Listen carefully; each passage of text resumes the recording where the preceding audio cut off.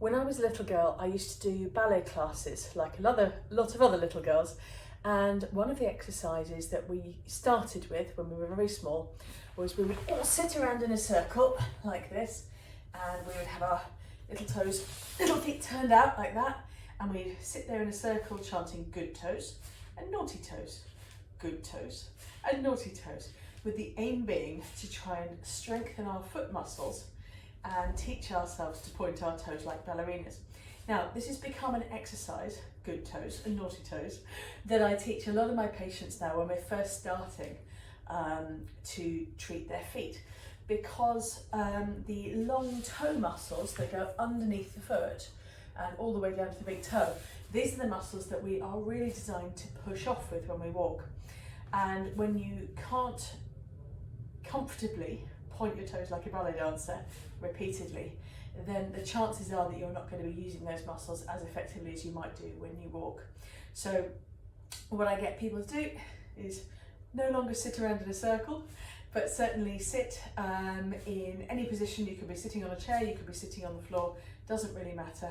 But one of the things I would suggest practicing generally is good toes and naughty toes. Now I do get asked sometimes about cramp, because when your feet are not particularly strong and not particularly practiced with this, you point your toes and suddenly it's like, oh my God, I've got this cramp in my foot. So should you train into cramp? I don't think so. I think what you should be aiming to do is train just to the edge of discomfort and not into cramp, because we want your nervous system to learn that pointing your toes and using your toe muscles is a positive thing and not something that's going to sort of cause cramp and pain and all the rest of it. We are also, bear in mind, not just using the toes for this, we're using the whole foot. So it's not just a toe exercise, it really is a pointing the whole foot, thinking like a ballet dancer. We are using the arch muscles and we're using the toe muscles to produce that movement. When that's too easy and you can do that very easily, then what you can do is add resistance.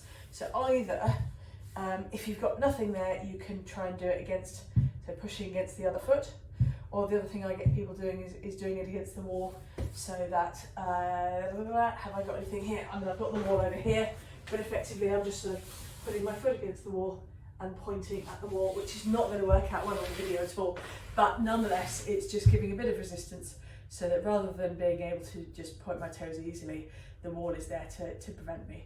So that is good toes and naughty toes. See how you get on.